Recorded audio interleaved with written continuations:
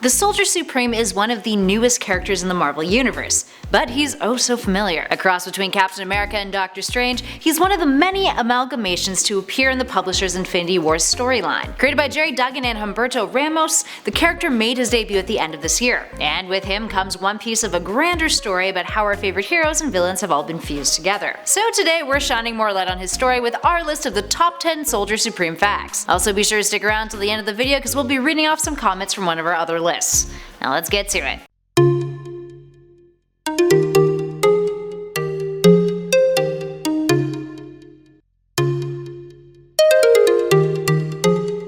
Starting us off in at number 10, Infinity Warps. Soldier Supreme is the product of 2018's Infinity Wars story arc, also known as Infinity Warps, in which Gamora, after getting the Infinity Stones in her possession, seals the people of Earth inside Soul World and halves the world's population in half, which fuses everybody together. All of the fusions at first are completely unaware that they are, in fact, fusions. Now in this warp world, Steve Rogers and Stephen Strange are reborn as Stephen Rogers, the Soldier Supreme. His first appearance is in Infinity Wars issue 3, and he goes on to have his own 2-issue solo series. Moving on to number 9, Amalgamation.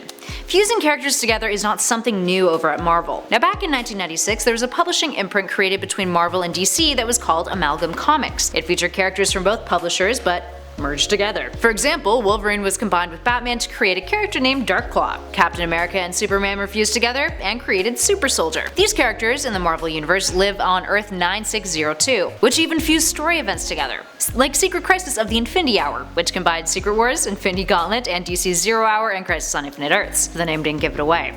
The Infinity Warps characters are the natural progression to this, considering they're fused together with other Marvel properties, yet still have the same appeal as the Amalgam series had, and less legality issues. Readers want to know what these variants are like, and what parts of each of the characters' history, personality, and powers have been adapted into the fusion. Moving on to number 8, Halloween Freak Show. That's the name that was given to Rogers when he first came to be.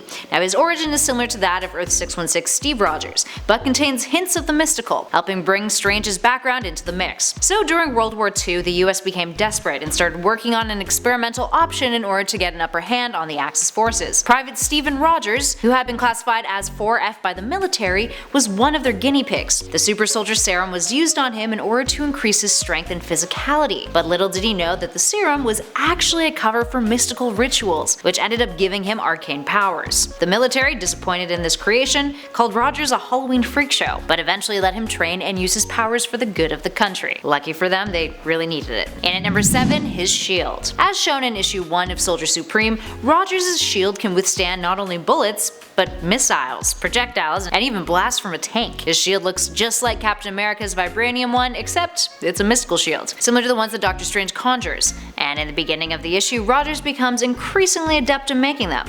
And making them quite durable too. It's also kind of comic relief in the issue, but good to know that his shields can hold their own. And at number 6, the Howling Commandos. Similar to Cap's story, Rogers joins up with the Howling Commandos after President Roosevelt declares him to be the Soldier Supreme. Now that's a title. But this ain't the same Howling Commandos that we know and love.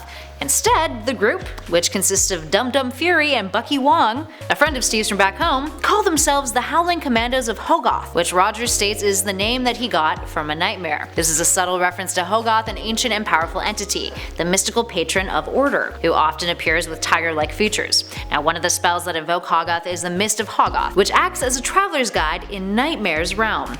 See the connection? And at number 5, Bucky's Death. Bucky Barnes dies in this world too, but in a very different way, and also comes back as the Winter Soldier in a very different way, but more on that in a bit.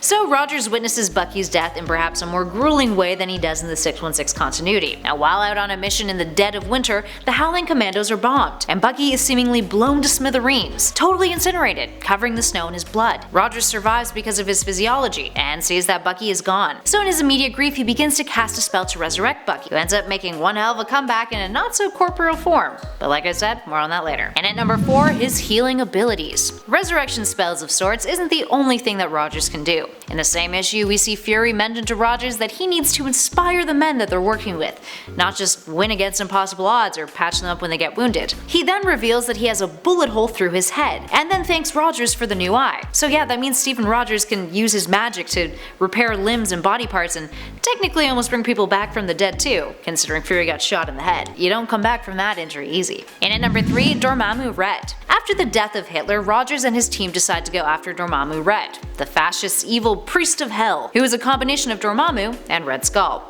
Who'da thunk? During their battle together, Red tells Rogers that after he claims Europe, he'll head over to the US, and then march around with Rogers' skinless, undead corpse across the land. Beating up Rogers while he does it, Bucky then appears, but now as a ghost, stabbing Red through the chest. I thought the Winter Soldier was just a ghost story, to which Bucky responds, "Oh, it is. Ba-dum-bum tsh." And at number 2, the Dark Dimension. At the end of issue 1, Rogers and Bucky don't manage to kill Dormammu Rhett after all. The villain sends them to the Dark Dimension. Standing in the consuming blackness, Rogers tells his friend that it's good to see him again, just before Bucky fades away, leaving him entirely alone. Rogers proceeded to be stuck there for years, where, for the most part, he just trained and trained, stating that he got, I quote, pretty good at the whole magic warrior thing. Finally, one day, he sees a light in the darkness and must race against all of the demons and beasts in the Dark Dimension to get to it, even jumping on the back of a centaur to do so, which also adds for a nice little bit of comic relief. Now once he gets out, he realizes that the portal to the Dark Dimension was actually opened up by a group of people who were trying to summon Satan, which he's all like, yo, that's not cool. And finally, in at number 1, his discovery. Upon returning to Earth, Soldier Supreme comes into contact with Mordok, and he uses his astral projection technique to attack the amalgamation of MODOK and Baron Mordo. Now this is when he discovers that the villain is made up of 2 souls. Mordok tells Rogers that the world they are in is an artificial construct, and then gives him something called the Eye of Agamodin, like Odin, because you know, amalgamations. And he encourages Rogers to seek the truth. Now back in Brooklyn, Rogers takes a closer look at the eye and discovers that Mordok's words were true. He sees the 2 souls who make him up, Stephen Strange and Steve Rogers. That's when he gets a telepathic call from Emma Frost, rallying him to fight against the threat that combined everyone's souls together. Alright, there we have it friends. Have you guys read the Soldier Supreme comics? And have you been following along with what's happened in Infinity Wars?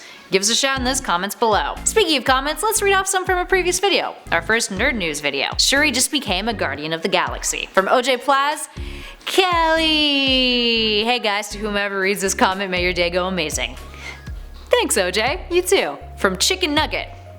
Wow, Top 10 Nerd has got downhill last time I saw. I mean, go on, I'd be curious to know how. Also, I think you mean gone. Sorry man, but if you're gonna insult us, be grammatically correct with your hate. Getting back to some positivity now from Jonathan.